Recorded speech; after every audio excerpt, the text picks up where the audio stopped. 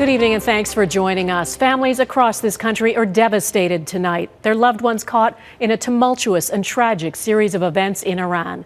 This is all that remains of Ukraine International Airlines Flight PS752. All 176 people, at least 30 of them children, were killed when the Boeing 737 fell from the sky minutes after takeoff from Tehran airport. It was not one of the grounded 737 MAX planes. Most of those on board were from Iran and from Canada. It went down just hours after Iran fired ballistic missiles onto U.S.-occupied bases in Iraq, a revenge attack against the U.S. for killing a top Iranian general. This video was shared by a state-run media organization in Iran. It says it shows the pre-dawn crash.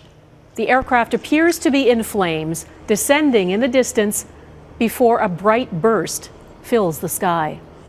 Almost immediately, Iran's transport ministry blamed engine failure. Ukraine's embassy in Iran put out a statement ruling out terrorism or a rocket attack, but that was later replaced by a statement saying it's too early to draw any conclusions.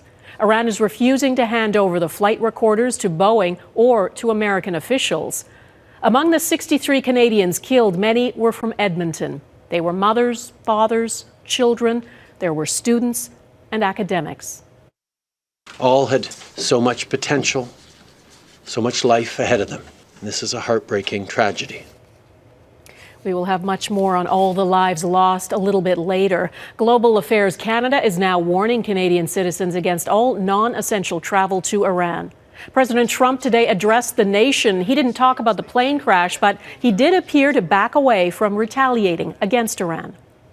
Iran appears to be standing down, which is a good thing for all parties concerned.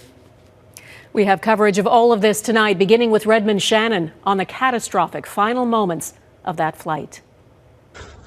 This is the immediate aftermath of the crash involving Ukraine International Airlines Flight PS752. And as dawn broke, the scene of devastation became clear. Smouldering wreckage of the Boeing 737-800, plane parts and personal belongings strewn across a large area, signs of the lives lost. It was clear to rescue workers no one stood a chance. All they could do was gather the remains of those who were alive just minutes earlier. When I arrived, the plane and passenger bodies had been shattered into many pieces, said this man. The only thing that the pilot managed to do was steer the plane toward a soccer field instead of a residential area. The aircraft was scheduled to fly from Tehran's Imam Khomeini Airport to Kiev, Ukraine.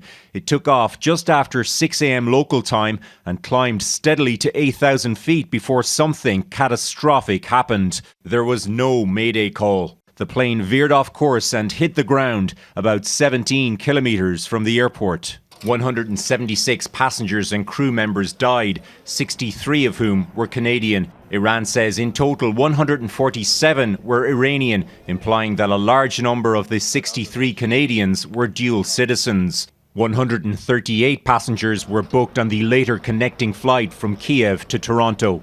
Ukrainian officials say 2 people who bought tickets didn't turn up for the flight.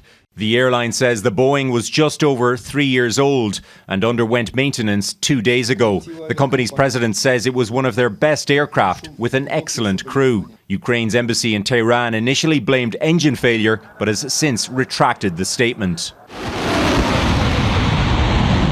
Just hours earlier, Iran had fired missiles at Iraqi air bases housing US troops. Fueling speculation, the plane was shot down. The answers could be held in the plane's black boxes, now in the hands of Iranian authorities. Iran says it won't hand them over to the US or to plane maker Boeing.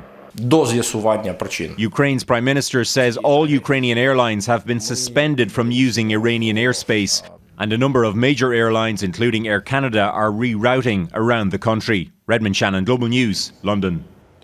Getting at the truth of what brought down that plane may not be straightforward. It happened in a country that's the sworn enemy of the U.S., a country that has no diplomatic relations with Canada, and where the media is state-controlled. Lies have been told before about plane crashes, including by the United States. Our Eric Sorensen explains more about that tonight.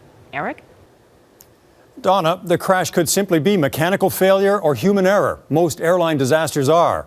But history, politics, and current events all inject skepticism around the major players. Iran, where the crash happened, the stunning coincidence just after Iranian missiles were fired at a U.S. base in Iraq. Iran has many enemies in the region, and it is far from transparent in its affairs.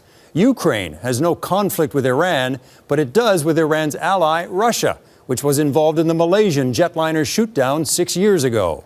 The United States is also at the center of tensions in the region, the back-and-forth attacks with Iran, and its own history includes shooting down an Iranian airliner 30 years ago.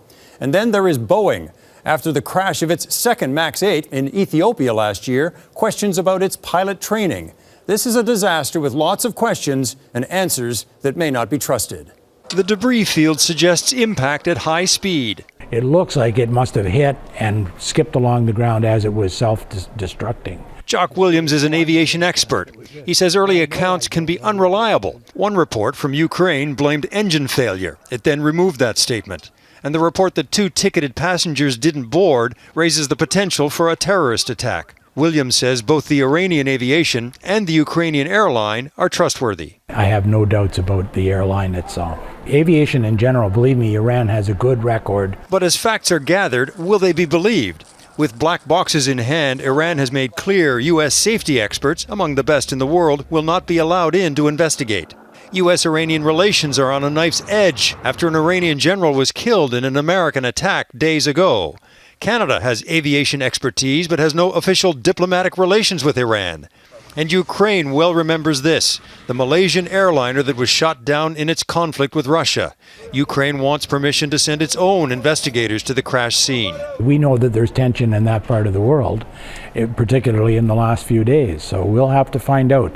But we got to really avoid jumping to conclusions about what happened. Boeing's 737s are among the best planes in the world, but as an American company with recent crashes, it will be under intense scrutiny too.